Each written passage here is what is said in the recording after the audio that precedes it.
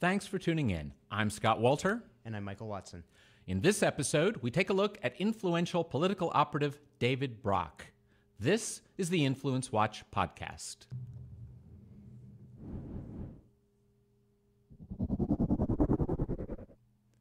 Who is David Brock?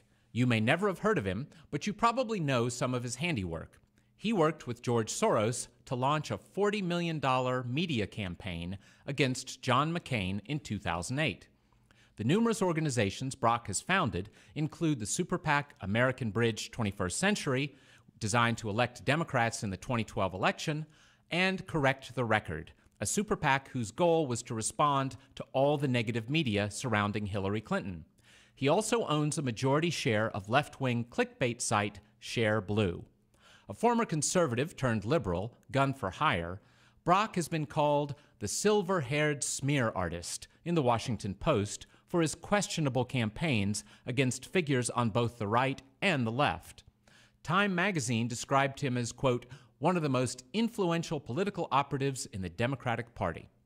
Mike, give us a little bit about David Brock's background.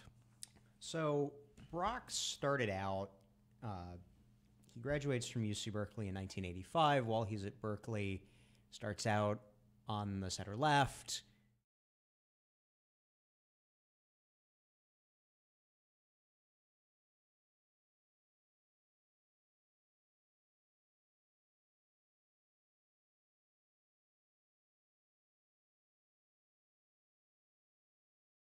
A conservative journal. A right-wing news magazine,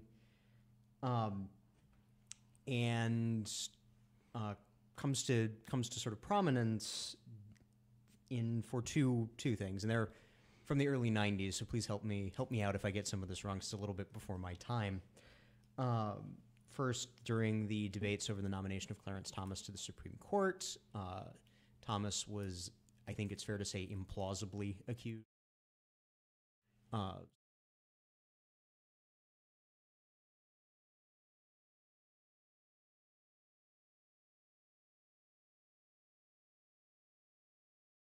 Piece, or was it a He book? first did a long magazine piece, and then it was turned into a book called The Real Anita Hill. That was the accuser against Clarence Thomas.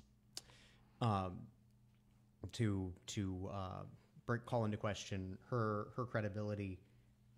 And then later there was the Arkansas Project, looking into then President Bill Clinton's record and some of the Clinton family's financial dealings in Arkansas while he was governor.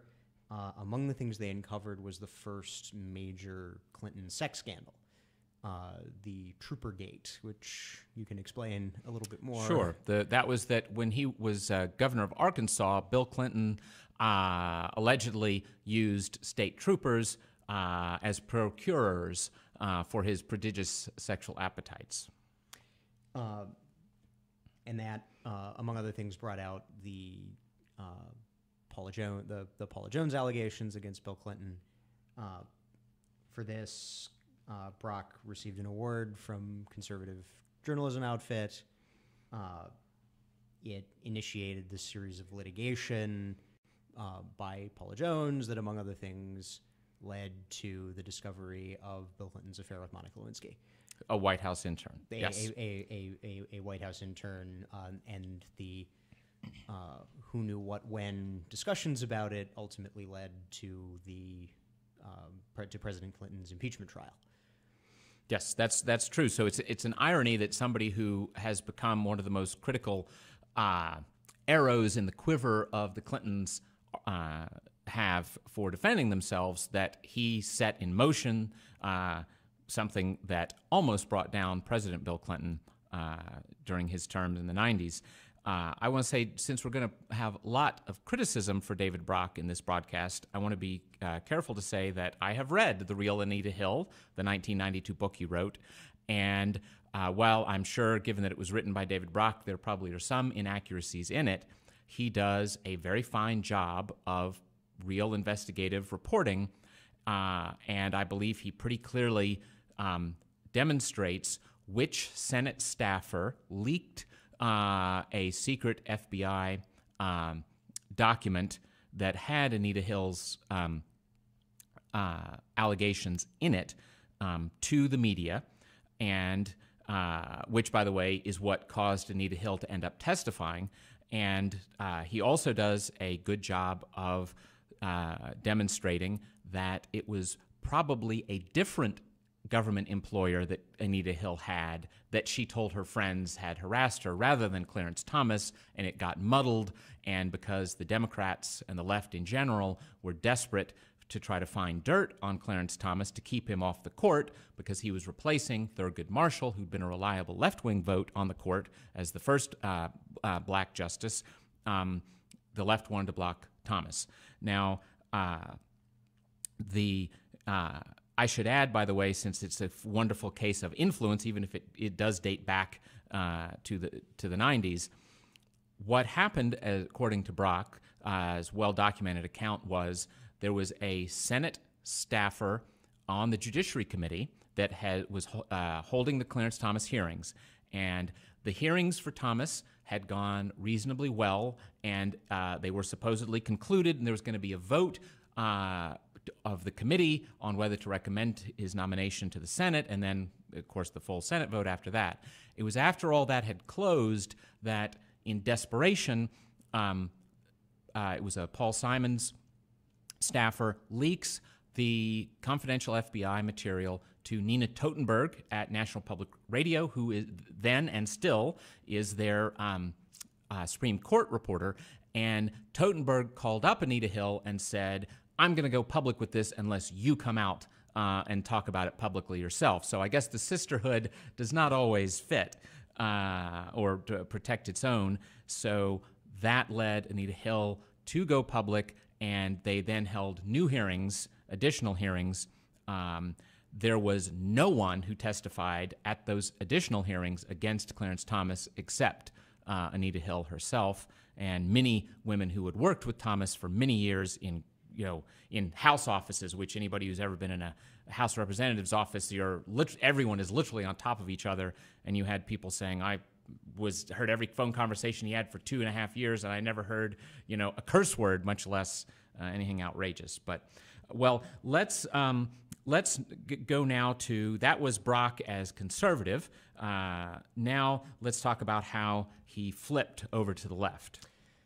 So Brock switches sides during or shortly after he is commissioned to do an investigative research into then First Lady Hillary Clinton, which becomes the book. I believe it was a book. Yes. Yes. That ends up as The Seduction of Hillary Clinton. That's the title. The book is commissioned. I believe it was commissioned by the American Spectator. I believe so originally. And it ends up being fairly sympathetic. And this is kind of the first indication that Brock is defecting back to the liberal side, and not even so much back to the liberal side, but over to the Clinton family. I'm going to draw that distinction throughout this conversation that, and it's something that he's been criticized by left-wing writers for. Brock is fanatically loyal to the Clintons as a political power vehicle, even more so than he seems to be loyal to progressive liberalism as an ideology. In fact, the New York Times, when Seduction of Hillary Clinton comes out, New York Times review ends up scolding him for being too lenient on Hillary Clinton for her involvement in the controversial Whitewater land scandal that actually, I believe it sent one governor of Arkansas to prison. At least, yes. Mm-hmm. So, and then in 1997, Brock does a piece for Esquire magazine, Confessions of a Right-Wing Hitman, where he basically renounces everything he had done to that point. Yes, that was his mea culpa. And as you say, he ends up not so much changing his ideology as changing his political loyalties, having been a scourge of the Clintons to being a handyman for the Clintons, and then becomes progressively more involved in the machinery of the left, the broader left, but as well as the political left. As we mentioned in the beginning, by the time you're up to 2008, he's helping George Soros and company spend $40 million campaigning against the Republican candidate, John McCain. And then in 2004, though, if we backtrack a little, in 2004, he had started what's probably his single best-known entity, the 501c3 Media Matters for America. So can you tell us a bit about he now has so many groups. What we need to do at this point is start going through what some have amusingly called the Brocktopus. InfluenceWatch regulars will know that people who attack the Koch brothers and their operations will call it the Brocktopus because there are numerous groups. Well, there's very much a Brocktopus of groups he runs. Right, yeah, it's the many tentacles and the first and probably foremost tentacle of the Brock organizations of the Brocktopus is Media Matters for America. In 2004, Brock writes a book, The Republican Noise Machine, criticizing the mainstream media for being too beholden to the right wing, which we'll lay aside that's sort of facially absurd. And he creates this organization, Media Matters for America, which is a 501c3 tax-deductible, ostensibly charitable organization modeled on the conservative groups Accuracy Media and Media Research Center, which were founded, I believe Accuracy Media was in the 1960s and Media Research Center was in the 1980s. L. Brent Bozell runs the Media Research Center. He'd be well known to many, to political junkies will know him from Fox and elsewhere. And they had made their name and made a substantial name condemning and criticizing the left orientation, the left bias of the Washington Post, the New York Times, the three broadcast networks, later the early cable news ventures, CNN. And who are some of the funders for Media Matters? Let me one more point before I get there. So Media Matters, based on the model that was created by Accuracy Media and Media Research Center, does the same thing in reverse, condemning the. Now as it has evolved, it has largely focused on Fox News Channel and the other News Corporation properties because News Corporation is known to lean right. Yeah. Run by the billionaire Rupert Murdoch. Yes, run by Rupert Murdoch.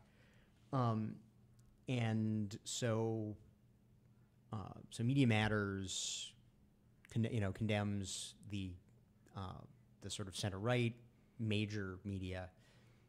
And so it's heavily funded by all the institutional players of the left.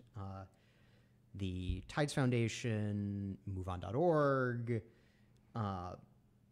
It was originally endorsed by the Democracy Alliance, the large convening of liberal funders, both organizational and individual. It's received money from the George Soros philanthropies that we discussed a couple weeks ago in, what was it, episode 9 of the InfluenceWatch podcast? I think so. And, of course, George Soros was one of the leading co-founders of the Democracy Alliance donor group, which still exists. Right. Also, former Google, early Google employee David Desjardins, who's a big liberal donor, has given to Media Matters. Most of your principal liberal funders have funded Media Matters because they see it as a useful vehicle for controversializing the News Corporation media outlets. Yep. And let's, on those list of donors, let's not forget the National Education Association, the nation's largest teachers union, which has given 7-figure grants to Media Matters for America. And of course, currently the NEA Union is also in the leadership of the Democracy Alliance donor group. Right. They do take money from labor unions, most prominently the NEA. Yep. Now, of course, as you rightly say, the Fox News has long been one of the favorite targets of Media Matters, often winning its Misinformer of the Year award, which it came up with. But in the wake of Hillary Clinton's 2016 election loss, Brock has refocused Media Matters somewhat. Can you explain about that? Along with all the Brock organizations, do a little bit of history. As we've been saying, Brock is a Clinton operative more so than even a liberal operative. Correct the record. One of his super PACs was from the beginning of the Democratic primary. Fanatic in its rapid response to all the criticism of Hillary Clinton's long record of various nastiness. After Clinton loses, the Brocktopus needs a new reason to exist, and that becomes fanatical opposition to the incoming, now extant Trump administration. And we'll get to in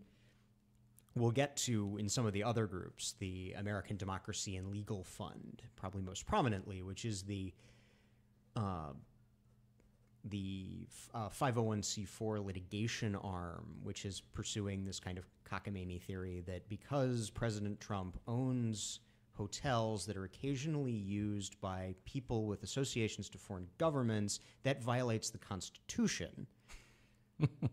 I don't understand how that works, but that's you are not Donald Trump's biggest fan. And I yield to no one in my legitimate criticisms of the president, but this is a silly one. Yes. Now there are also, and this is something, since the whole point of InfluenceWatch.org and our InfluenceWatch podcast is to connect dots between lots of different groups, and of course, in David Brock's case, there's hardly anyone has more dots to connect.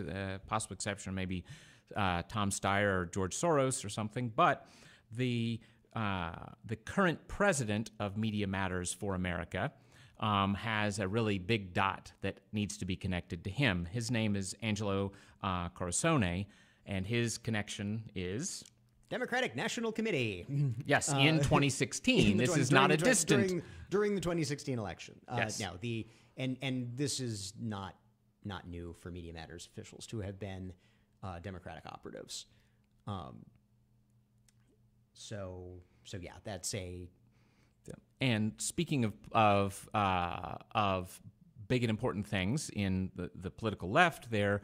I'm not sure whether which of these two entities would be more powerful in the left's politics, the DNC that you just mentioned, or the SEIU, and which is the Service Employees International Union. Funny story about them and Brock, them and Media Matters. So throughout its existence, both Media Matters and its 501c4 that can do more explicitly political work, Media Matters Action Network, have received, contributions from labor unions, have advocated for things such as during the first term of the Obama administration, there was the debate over the grievously misnamed Employee Free Choice Act, which would have taken away the secret ballot vote to determine whether a workplace should be unionized. Now, when SEIU came knocking in 2014, trying to unionize the Media Matters workers, and the David Brock's own employees to be unionized by a massive donor to him. Right. This is David Brock as employer of Media Matters. SEIU comes in and asks for a card check. And initially, Brock refuses. He calls for and he issues legally, formally, if you are not going to recognize a union based on a card check as an employer, you give no reply. So it says formally in the legal documents, no reply. And then, it was only after considerable criticism and a lot of laughing from conservatives who found this out. I think it may have been, I think it was like the Center for Union Facts, the Washington Free Beacon, and maybe the Daily Caller and the Washington Examiner all kind of pointed out this hypocrisy. And at that point, only at that point, did Brock relent and yield to his employees being unionized by the SEIU. Yes, well, I don't blame him for his concern. I just wish he had a little of the same concern for the rest of the country. It would be nice if he was as concerned for the other, 20 million employers in the United States. Yes. Now, speaking of Brock and not always easy relations with other groups on the left, of course, since the election of Donald Trump, the resistance, as they like to style themselves, has become an important feature on the left, but Brock has not always had great relations with that. Can you give us a little of the background there? So again, Brock's, and this is where you get into Brock's alignment with the Clintons, and with the sort of Democratic Party old Clinton-era establishment to begin with.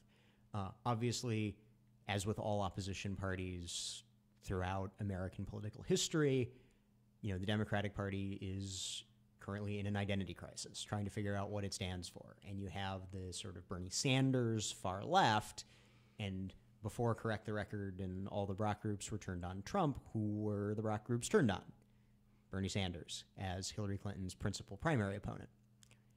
So when Brock tries to steer the broader opposition to the presidential administration, and here we'll throw out any, people like me who are center-right opponents who wouldn't go anywhere near anything Brock touched because, come on, it's David Brock. The sort of extreme left, the Bernie Sanders types, the super, the fanatical identity politics types,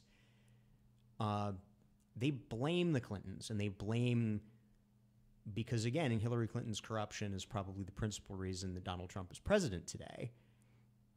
Clinton's bagmen, people like Brock, Sidney Blumenthal, to a lesser extent, John Podesta. So the idea that Brock would sort of lead the resistance, lead the opposition, is not going to be uncontested by these sort of far left elements. Yes, if you were a general on the losing side of the last battle, it's not clear that we should now all flock to you.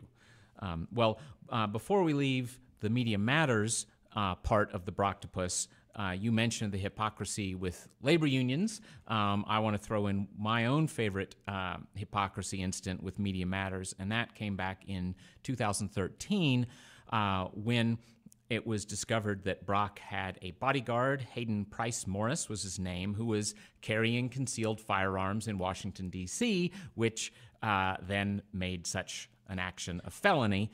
And he got defended, and apparently Media Matters for America paid for it. And the reason I can be confident in saying that is because the left-of-center magazine, The Atlantic, when they went looking into this, assuming it wasn't really true, ended up, nope, sorry, we have to confirm that.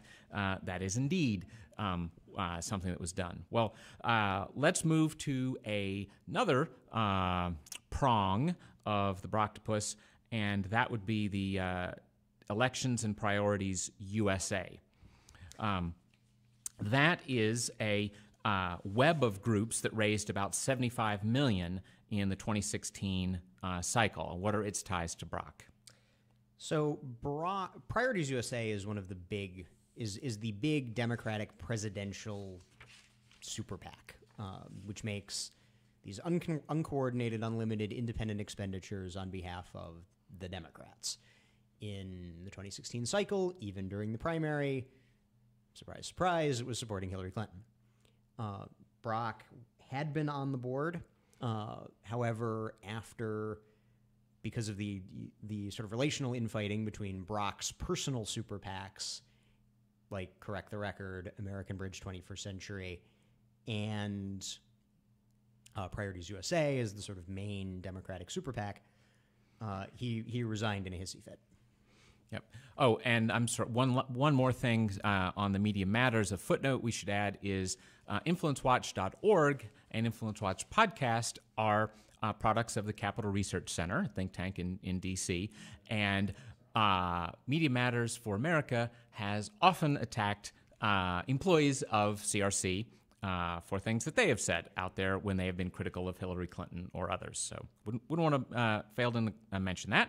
So now we come to another big prong of the Brocktopus, relatively recent for when it actually joined the Brocktopus. This is not a group that Brock himself had originally founded, and that is the group best known as CREW, which stands for... Ostensibly Citizens for Responsibility and Ethics in Washington.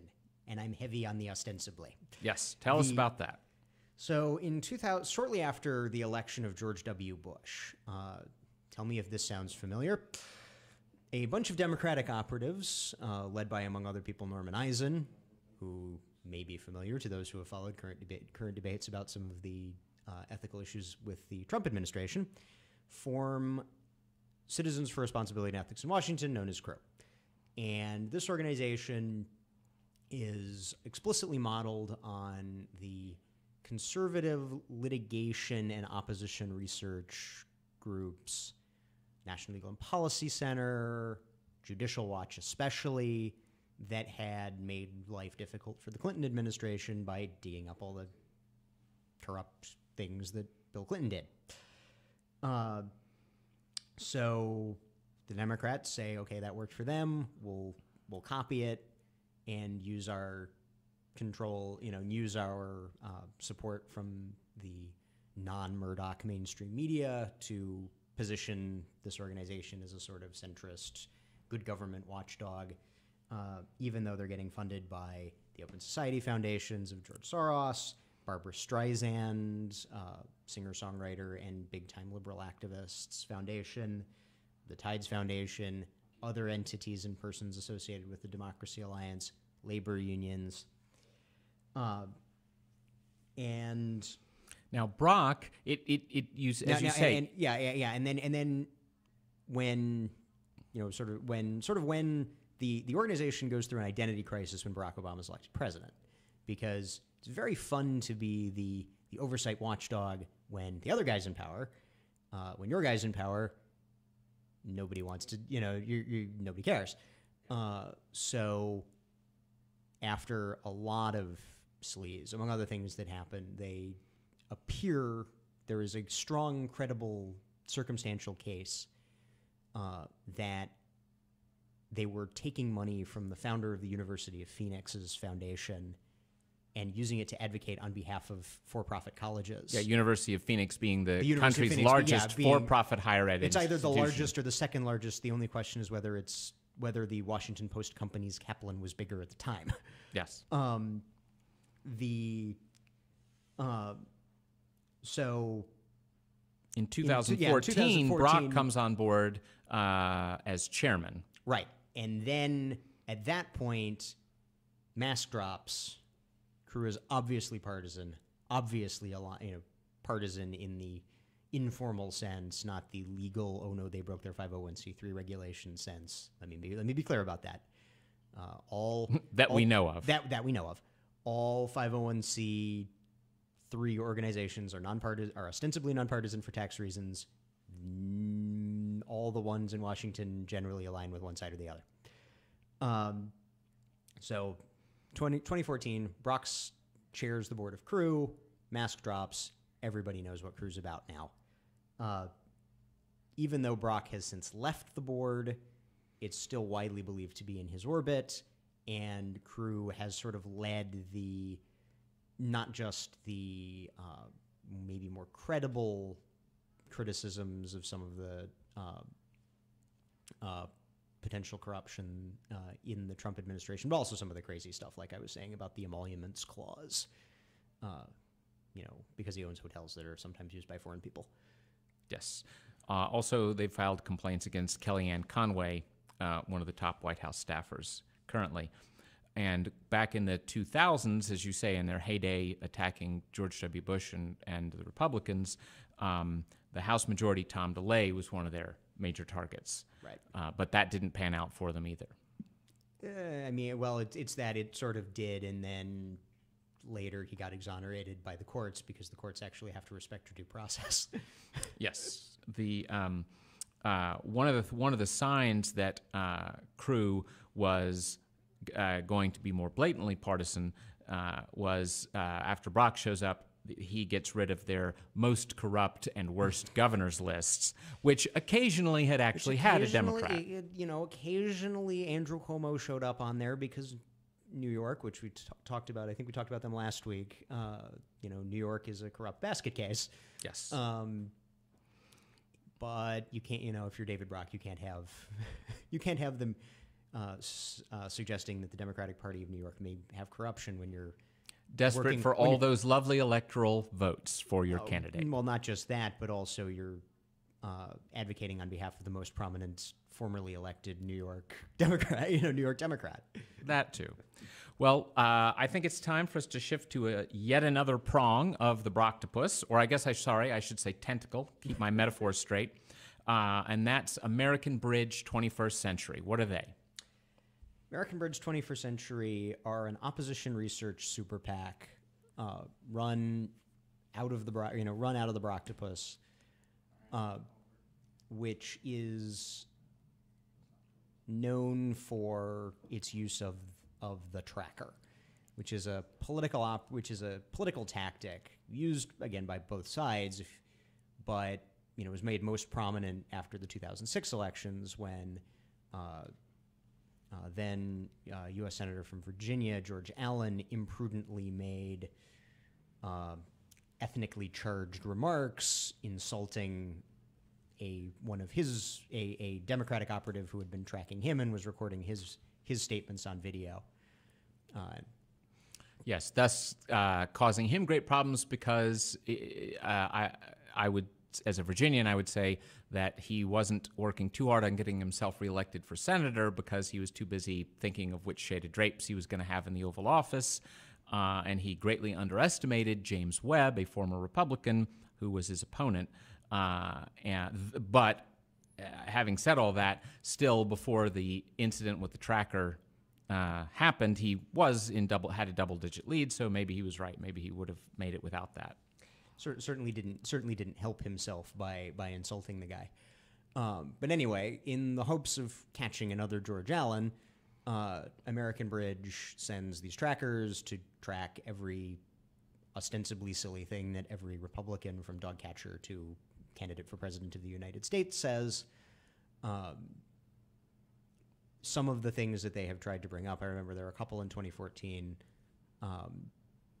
that even the sort of BuzzFeeds of the world were like, no, this is ridiculous. You are taking this out of context, and your spin is insane. Yes.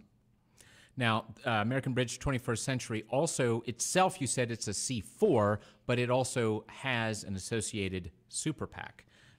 Not super PAC, PAC. Yeah.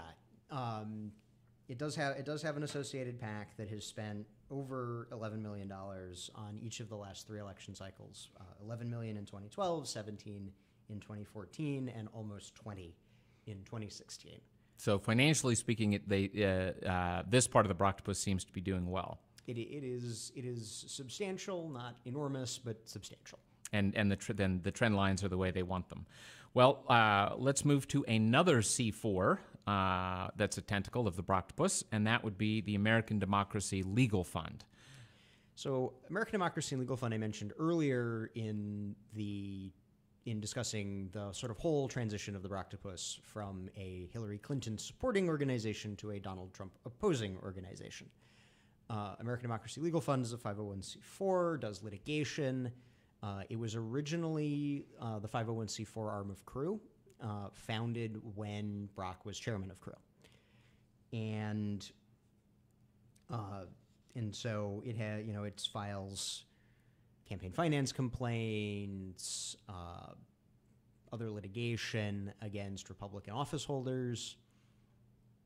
And of course, it is funded by people like Rob McKay, who is one of the co-founders of the Democracy Alliance, liberal donor businessman Robert Dyson, television producer Marsha Carsey, and one of its original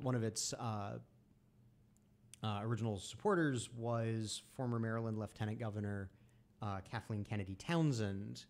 Yes, one of those Kennedys, possibly best known, at least in these parts, for having lost the 2002 Maryland gubernatorial election to Bob Ehrlich. Yes. And then one of the top scalps that the American Democracy Legal Fund can claim is Todd Aiken, if you want to remind us of that 2012 incident. Yeah, probably one of the greatest self-inflicted political fiascos of all time. Todd Aiken was a U.S. representative from Missouri running for U.S. Senate, made profoundly bizarre comments that he was asked about abortion in the case of rape, and Aiken said something along the lines of, if it's a legitimate rape, the body has a way of shutting it down, which is, in addition to being obviously false, just a ludicrously insane thing to say. It's one of the we are not here, obviously. It's not our job to give political advice to anybody, but one does marvel that if you are a Republican of any views on whatever your views on abortion, if you're a Republican, the left-wing biased media is guaranteed to ask you very hard questions about abortion, and you had better be able to say something intelligent about it. Now, it's a sad thing that the Democrats don't regularly get asked about the gruesomeness of partial birth abortion. Sure, if the media were fair, it would. But it's that kind of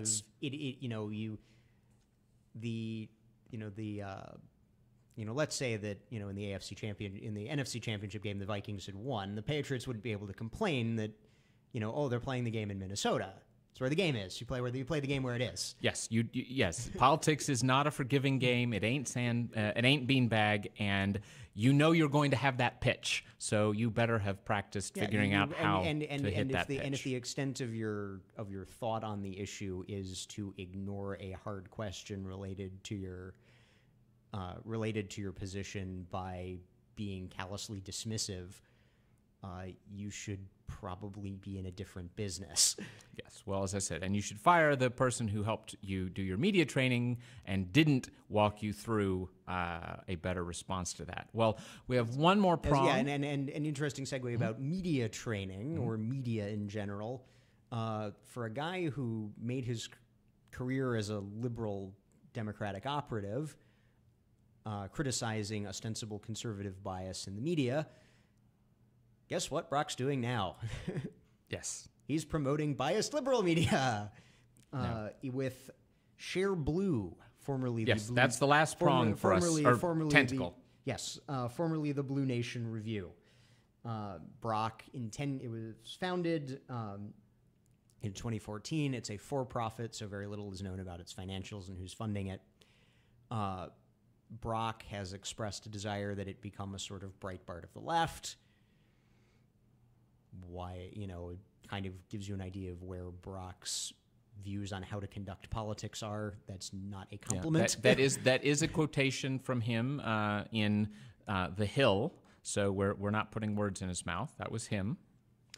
And in 2016, even during the Democratic primaries, it was used as a Clinton vehicle. It was including going after Bernie Sanders.